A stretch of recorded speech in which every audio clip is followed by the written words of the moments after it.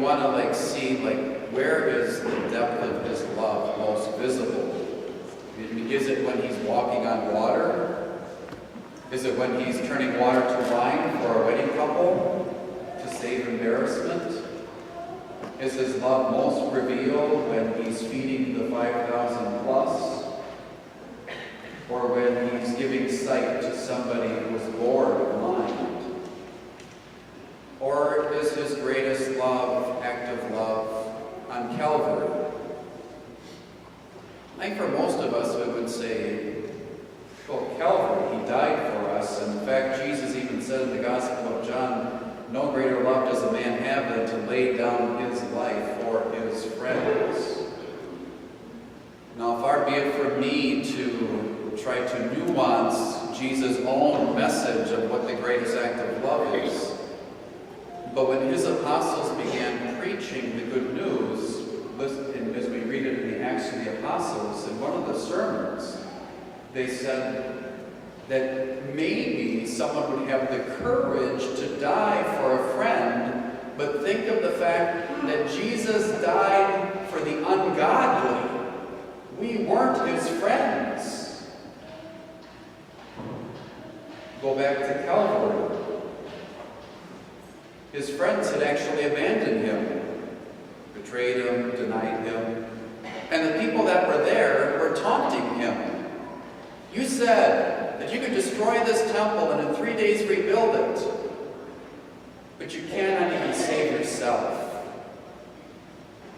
And the religious leaders who are supposed to befriend all those in faith were mocking him and saying, you could save others, but you can't save yourself. So, you're the King of Israel. Come down from that cross, and then we will believe in you. You believed in God. Let him save you if he wants you. And so Jesus on the cross wasn't dying just for friends. No greater love does a man have than to lay down his life for his friends. I would argue his love was even deeper, because in the Gospel of Luke, he says, Father, forgive them. Not only that, he offers an excuse. Father, forgive them. They don't know what they're doing. And so, could we say that in some way, the greatest act of love is when you can love your enemies and pray for those who persecute you, which is what we heard for us in today's gospel. That is an excellent barometer to finding out how well we are living the Christian life. How well is God's love maturing in us? Can we forgive? And it's a humbling thing, because for most of us, we can think of somebody who got in the way of a job promotion or whatever. Somebody did something to us in high school. Maybe we were violated or something, and we have a real enemy who victimized us, traumatized us, and we find it hard to love. We find it hard to forgive. We might say that we're pretty good at loving our family and friends, but that one person or that one institution, I just can't do that. And yet Jesus says to us, but I say to you, love your enemies and pray for those who persecute you, that you may be children of your heavenly Father. For he makes the sun rise on the bad as well as the good, and he causes rain to fall on the just and the unjust.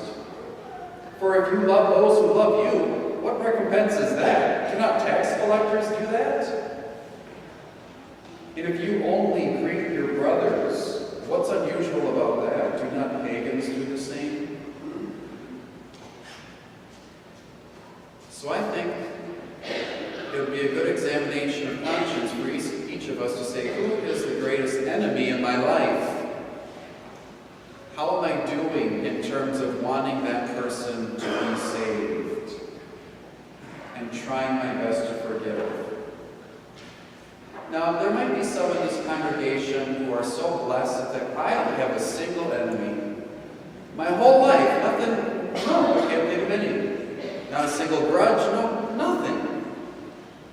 And I might say, well, okay, well, how about this? If you grew up with a sibling, you probably know what it's like to hate somebody. Mom, she's looking at me funny. Stop touching. He won't move over. Now he hit me. I hate you.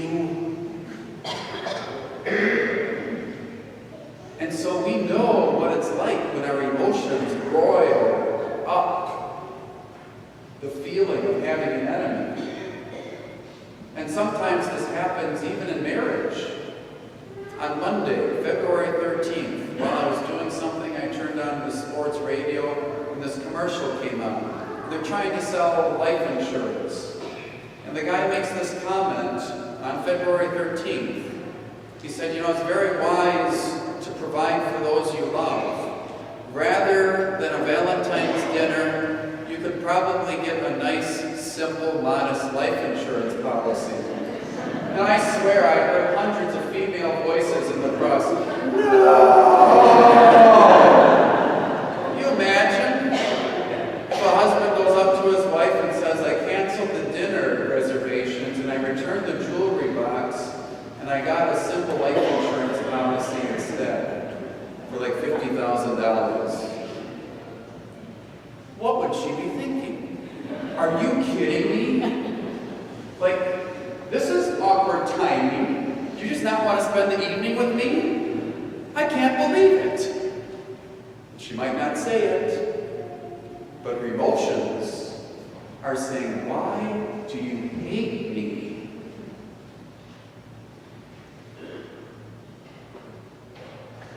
We are called to love one another, and we all have our challenges. And I think that it is so true that we can measure how far along we've come in the Christian walk and how we handle those emotional broils that happen within a family, or in how we handle that true enemy that harmed us sometime in the past.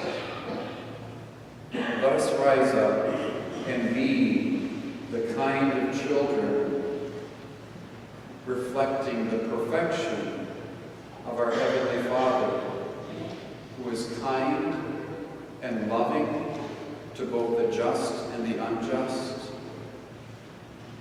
That's what it looks like to be a Christian. May we be so.